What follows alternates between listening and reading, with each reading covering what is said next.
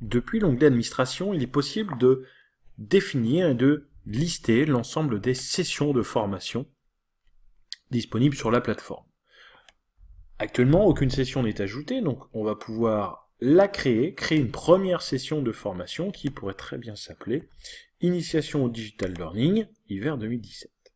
Le coach, associé à cette formation, ou du moins qui serait responsable de cette session de formation, le coach est forcément un administrateur de session ou éventuellement un enseignant. Donc vous devez faire attention à bien définir les profils des utilisateurs. Alors il existe plusieurs paramètres complémentaires et optionnels pour pouvoir définir une description, donc cette session de formation, vous aidera à mieux comprendre, on va dire. Allez, mieux comprendre les bases du digital learning. Ensuite, après la date de fin, est-ce que cette session est toujours visible ou pas? Donc on pourrait dire, bah non, on ne va pas polluer l'écran de nos stagiaires. Quelle est la durée d'accès? Est-ce que, enfin, l'accès se fait par durée ou en fonction d'une date en particulier? Donc si c'est par date, apparaissent des options de date de début, de date de fin d'accès. Si ce n'est que par durée, eh bien à partir de là, on va pouvoir spécifier cette durée en renseignant ni plus ni moins que la valeur. Donc pour définir une session qui va durer éventuellement une quinzaine de jours, et bien du coup on va plutôt jouer sur une incrémentation ici au nombre de jours. Est-ce qu'on envoie un email lorsqu'un nouvel utilisateur est associé à cette session? Et enfin, un éventuel visuel.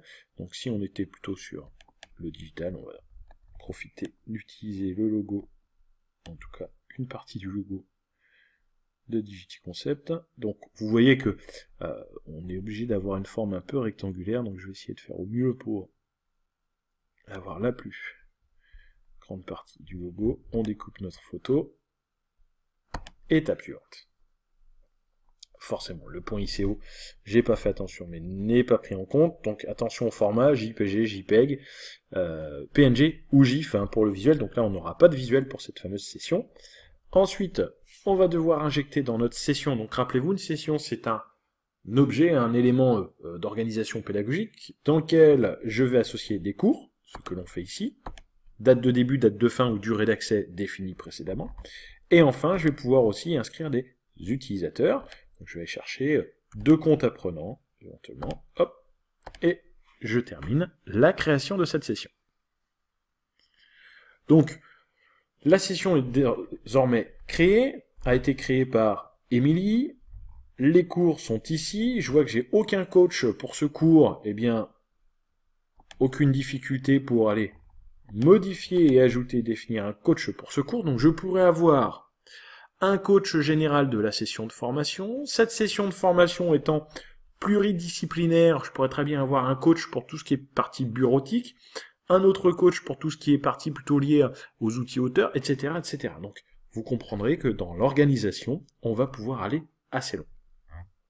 La possibilité d'aller modifier également les utilisateurs, de supprimer éventuellement ces utilisateurs, non pas de les supprimer de la plateforme, mais de les supprimer de la liste des utilisateurs inscrits à cette session de formation. Voilà. Possible aussi, et très intéressant, la notion de blocage de cours pour un utilisateur en particulier.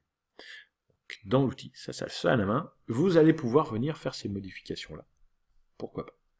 Voyons maintenant, dans l'onglet Mes cours, à quoi ressemble ou ressemblerait éventuellement nos sessions de formation. Donc actuellement, je suis identifié avec un profil utilisateur qui n'est pas inscrit par défaut à cette session. Cependant, si je venais cliquer ici, donc on a désormais, a été activé par l'administrateur, hein, la vue des sessions, donc ce qui me permet de venir maintenant avoir un affichage un peu différencié. Donc si je fais vue des sessions, on devrait trouver peut-être pour Chamilo, exemple ici ce contenu, introduction au LMS Chamilo, on me dit attention, il est dans la session Initiation au Digital Learning, hiver 2017. Donc je peux aller au cours, dans la session, et à ce moment-là, je vais jouer directement le cours de la session. Je retrouve des informations associées également.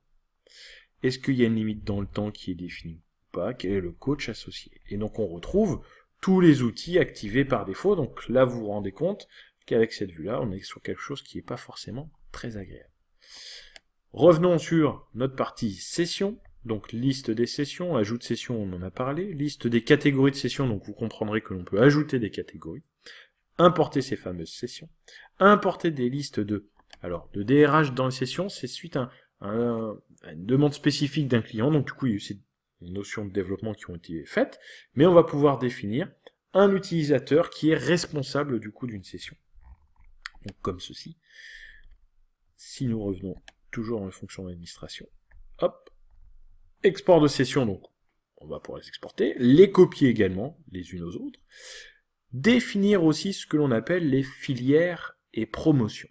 Alors, ces notions de filières et promotions sont apparues à partir de la version 10.8 et 1.8, pardon.